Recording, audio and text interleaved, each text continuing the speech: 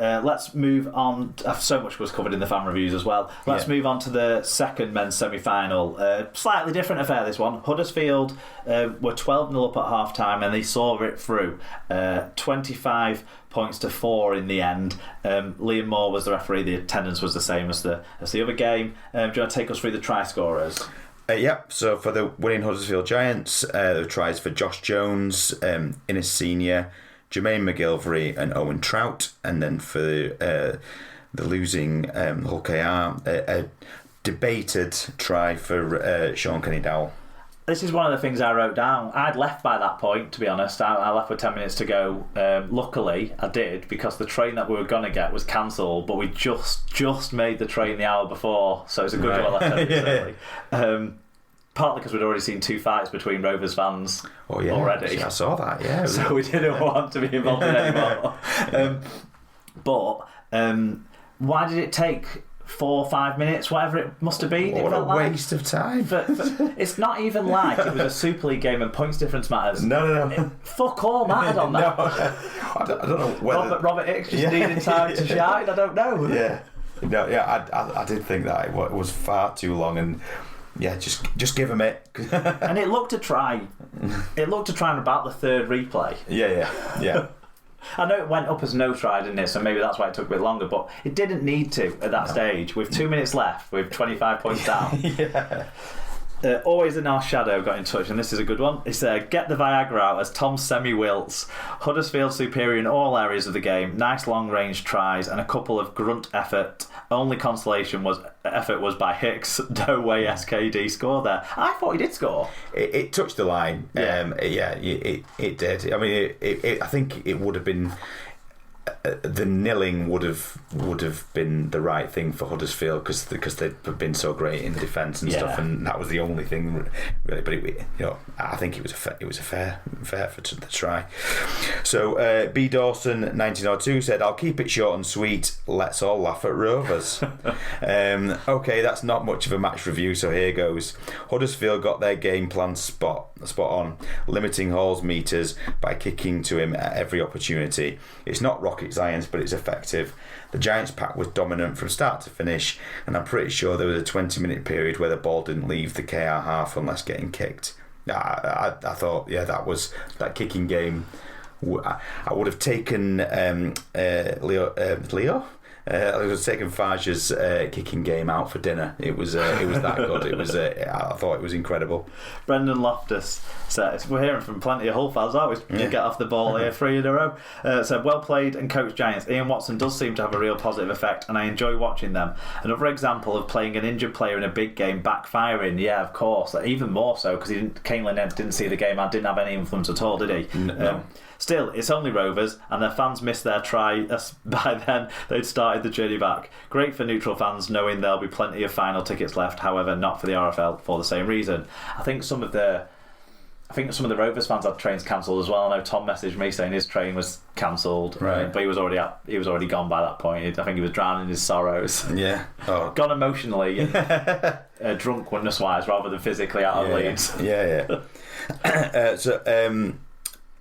Dr. Hideous said, that's right, isn't it? The ref would have been under strict instructions from the RFL Sartorial Integrity Unit not to let Ethan Ryan's hair cut through to the final. That is quite something to see up close. It's like a bit of carpet, isn't it? Lest it be seen in the national press and bring shame upon our tribe. Thankfully, Huddersfield did his job for him, and so the referee didn't have to send any Rovers players off for offences such as carrying the ball or sweating in public.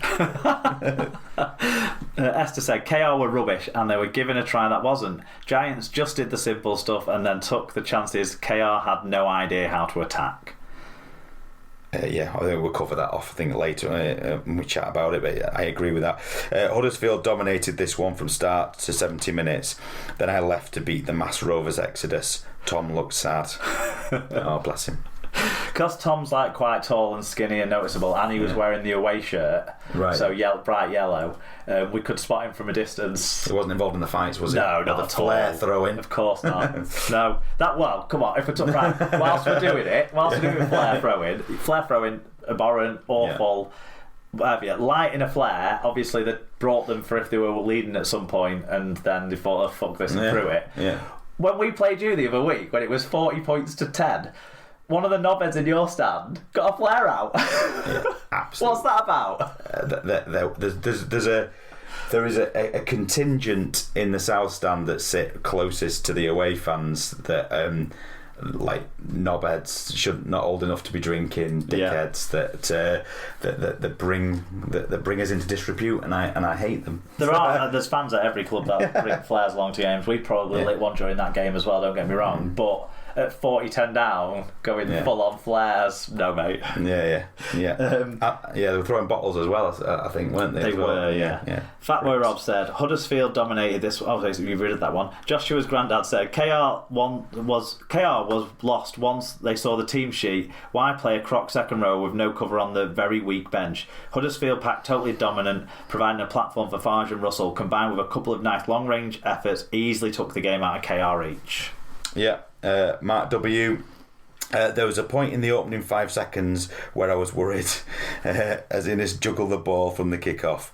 But for the remaining 79 minutes and 55 seconds, we never looked like losing. KR got the game plan wrong, but we were in great form, and Jerry scoring his best try in years right in front of the fans to really put the game to bed was an incredible moment. Bring on the final. When he messaged me, he said he was only able to relax once Jerry scored. So slight. I saw the owner of the cowbell actually when I was there. Yeah? Yeah, what was it? I saw a kid with a cowbell. I think there's more than one now. I think is there? They brand themselves the cowbell army now. Oh, right, okay. Tom Andrews said, great day out, spoilt by a game of rugby. Flat performance, lacking in ideas. Kano should never have played. Get the feeling Smith's departure is having an effect, and if so, it's time to go. We aren't going down, we aren't going to win anything, so time to move along. Nice to see the guys for the mini SLP meet-up. I don't know. I think you can read into it when they lose a game that it's to do with the Smith stuff. I don't know that it is at all. I just think they were completely outplayed on the day by a team that had organisation and process into their play. We talk about the process. They stuck to the process, didn't they, Huddersfield? Whereas Hull KR, I thought everything they did looked difficult. I thought everything they tried to do looked unnatural, even though it is natural for them to be a bit more off the cuff and entertaining. It felt unnatural in this game. It felt like they were shocked or surprised or something. They just, every time they tried to do anything, it went wrong, it felt like. Yeah. Even down to the fact they kept slipping over. They didn't have the right studs in or whatever. There was they were devoid of the kind of ideas that you've kind of come to expect from OKR, that even though there is a bit chaos, that it ends up on that left edge or something, and it's normally organised chaos, like they all jump on the same train. They've got an instinct for it, and that just wasn't there at all. And everything they did, I don't know whether it was nerves or what, but they were doing the wrong thing, even to the point, I don't know whether it was a game plan or whatever, but kicking to Jerry McGilvray is probably one of the stupidest things you can do. Like the Huddersfield were kicking to Hall, bearing down on him and just keeping him in his corner and gassing that sort of left edge. That came from the field position they were able to kick from. They were able to kick from inside the KR half, where Hull KR were never able to kick from inside the Huddersfield half. It felt like. But then kicking to Jerry. I don't know whether maybe Innes Senior was a different threat, but I guess he was the quickest player on the field. He's got Usain Bolt legs, hasn't he? But the Lola Hare was fullback, wasn't he? So I don't know whether he's used to playing fullback normally. He's played fullback all year. Has he? Yeah. Has he? Because I'd have tested him out a little bit more, maybe, or tried to find the grass, maybe. Yeah. Lower kicks, finding the grass, but it was.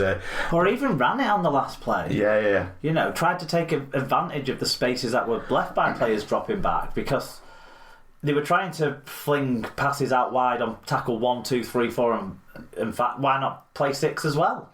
Yeah, Ethan Ryan was where I could see where he was. He was getting pissed off and having chat to, or he was chatting to his centre, as you could see he was slagging off players in his own team that had done stuff that he wasn't happy with, and they were, and that wasn't that far into the game. It just felt like they were mentally beaten, but they never settled. No.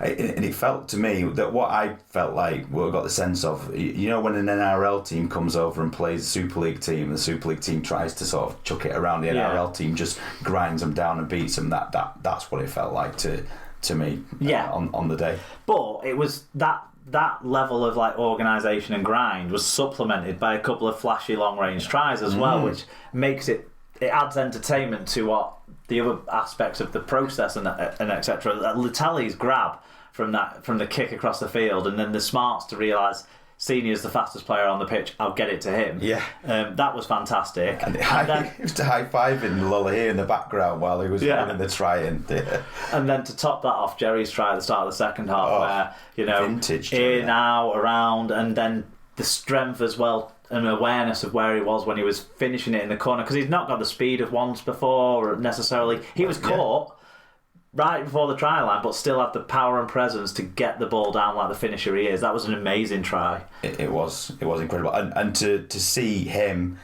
the player that he was at Warrington 3 or 4 weeks ago. I mean, the whole team were like hot shit. Yeah. And the but Jerry had a nightmare dropping the ball and just didn't look good. But he was so on it on Saturday. It was incredible.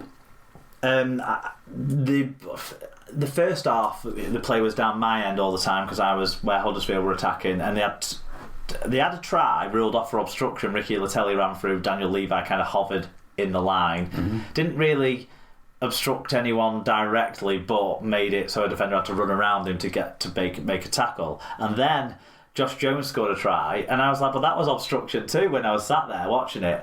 And no one else around me seemed to think the same. But then when I watched the game back on telly at half time, that all the guys were all saying that they thought that was more of an obstruction than the one that was ruled off. But I think, so levels itself out or whatever. But it just showed that even though they weren't quite making tries necessarily in that first half all the time that they were up there, they were just the better side. They were getting all the right field position. They were making the chances. They weren't quite taking them, but they were building a lead that then they just, like say, kind of Farge kind of just was composed through the second half, wasn't he, and just cleared the game to not matter anymore. Yeah, but that try you're talking about, that's Ollie Russell's not a big lad, but he broke that line and great ball, and the none of the Hull KR players broke anything, did they? Never broke the line. It didn't feel like they were Huddersfield were up to anything that they threw at them. Yeah, for sure.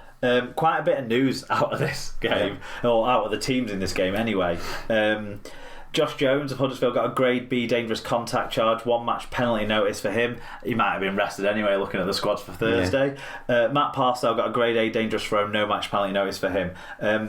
Hull KR have activated a 1-year extension for Kane Lynette's contract, which keeps him at the club to the end of the 2023 season. But the big news out of Hull KR this week, and I don't know if this was announced as a reaction to this happening or whether it was always scheduled for this week or not. If they'd have got to the final, they might have delayed announcing this, I'm not sure. But Hull KR have appointed Willie Peters as their new head coach from the 2023 season. Peters will replace Tony Smith, who is leaving at the end of the campaign. The Australian, who's 43, is currently assistant of NRL side Newcastle Knights, but he has signed a 3-year deal at Craven Park. A former halfback, Peter played in the Super League competition for Gateshead Thunder, Wigan Warriors and Widnes Vikings. Forced to retire at age 25 though due to injury, he headed into coaching. He's spent time working as an assistant in the NRL at Manly, South Sydney and the Knights, so he's worked alongside Anthony Seibold, Wayne Bennett and Adam O'Brien in all that time. So some impressive impacts on his coaching career there. Do you want to give us the fan views we got on this one from both sides of Hull? Yeah, so Always in Our Shadow said, will he have the impact of the last Aussie Willie to grace East Hull? Could have played at FC, chose the Pies, so obviously not the brightest. I'm not sure who that is. Who's that? What? The last Willie that to graced East Hull. Well, they signed Willie Mason at some point. All right, but I don't know if that's the last one. Right. maybe they can confirm next week. And then Tom Andrews said, "Can't say I've heard of him, but seems to have served an apprenticeship under some top coaches. All big Willie Army, aren't we?" Yeah, that's come around quick though, isn't it?